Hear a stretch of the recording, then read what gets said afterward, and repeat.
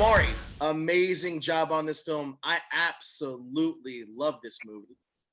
Great job. That's number one. Let's get that Thank you, out. brother. I Yeah, appreciate you, man. of course, man. Now, this role, it seems to be a 180-degree turn from your star-making role in Power. What were some of the challenges and intrigue that inspired you to take this role? The first challenge, I'll start. First of all, thanks for having me, bro. Sure. I should say that. The first challenge for me, using that word that you use, was meeting a director post Power, like right after Power.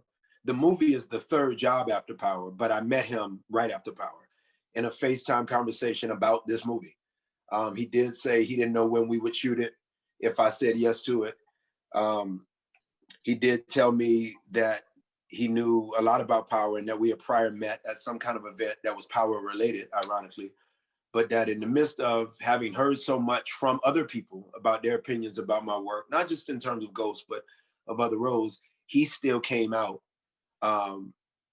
believing that there was more to me and that I could be way more colors that had been seen prior.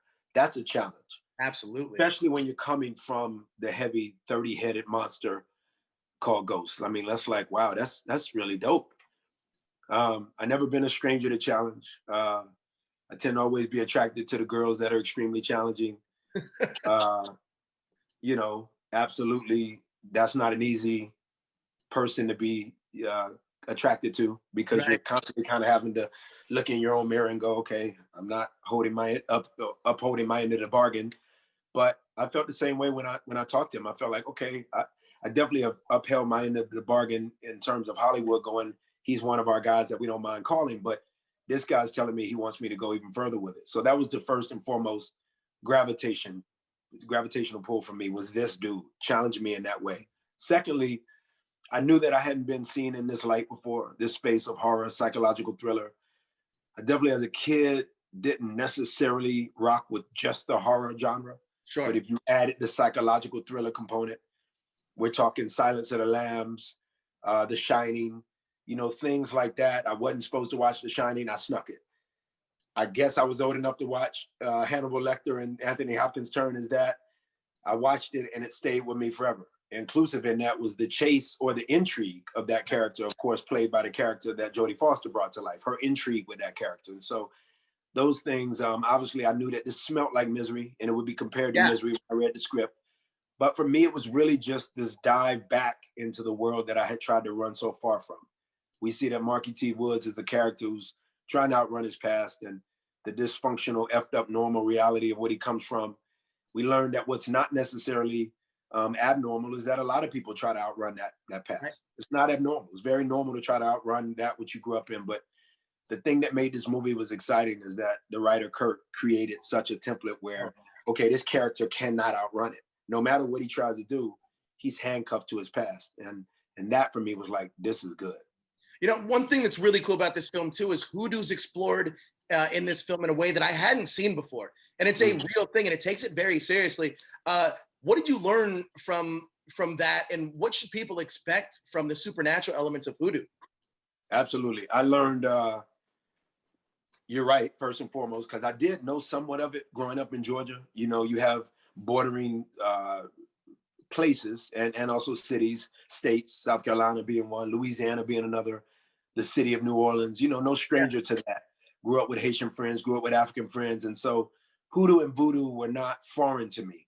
I understood that Christianity is often mixed in, particularly because that stuff bellows in the southern regions of our America.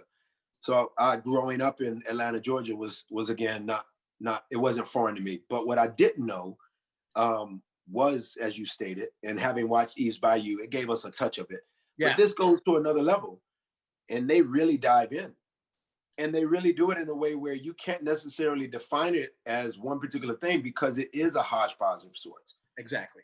Dare I say gumbo, that we also know is created kind of out of that world. Or out of that southern region. They've created a world that is just their own exclusive belief system, their medicinal use of things to aid the citizens at getting better, at being healed, but then at also doing whatever they need to do to control that citizen. Many of them believe that they've been on Earth for so many years prior, even if you and I see them and perceive them to be a chronological age that is befitting of, you know, the way they look, they'll say, I'm 150 years old. And you're like, huh? So there was a Bible written by our director, Mark Tondere, created almost a 200-page Bible, gave it to myself, Loretta, the rest of my castmates, certain crew members who needed it. And we learned just so much that we hadn't prior known. And I have it, I still have it. He gave us the Bible to keep. And it was just unbelievable. The research he did and then what he expected us to also get out of it. It's incredible because I was talking to Mark and he is so enthralled into the story. And the thing is, I've seen this movie twice. I saw it once initially, and the second time watching it, you pick up so much, like the usage of like windows that are in the frame. Oh wow, dude, so amazing. The movie is so good.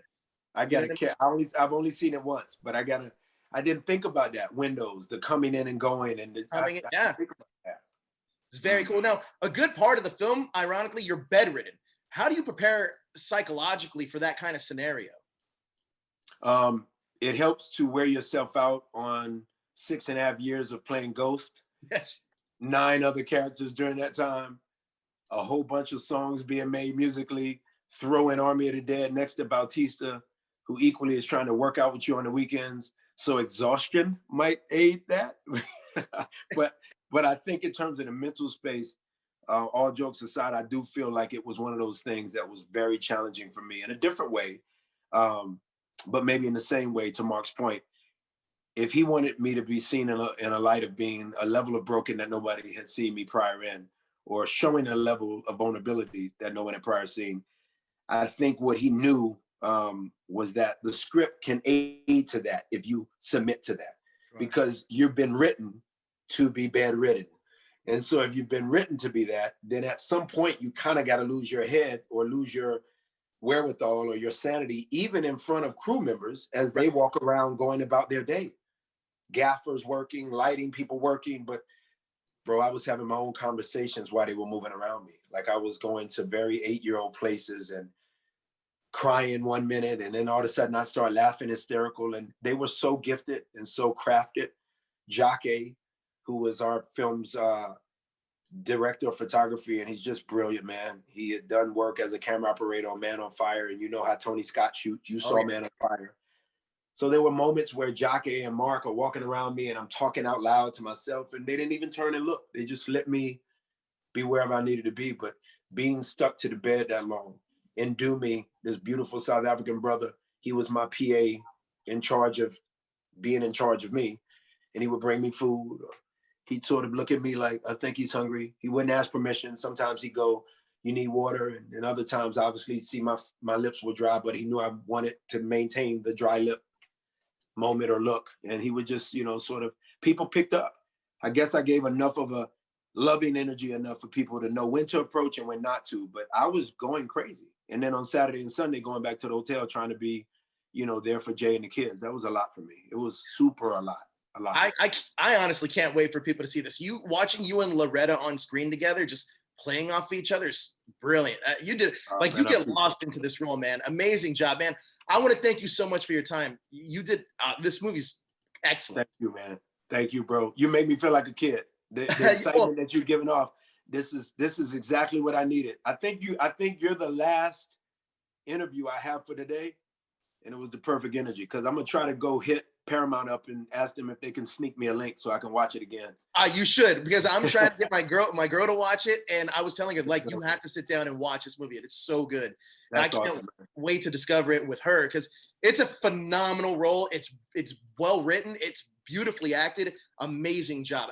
I just love the film, and I love it, especially this time of year. So cool. Thank you, bro. Yeah, it's perfect this time of year. Perfect. Yeah. And shout out to you, man, for being into it as much as you are, and keep rocking for us. Keep being a voice for us. For sure. I'm giving it all the love I can. Thank you so much, Omari, for your time. I appreciate it, brother. Thank you, man.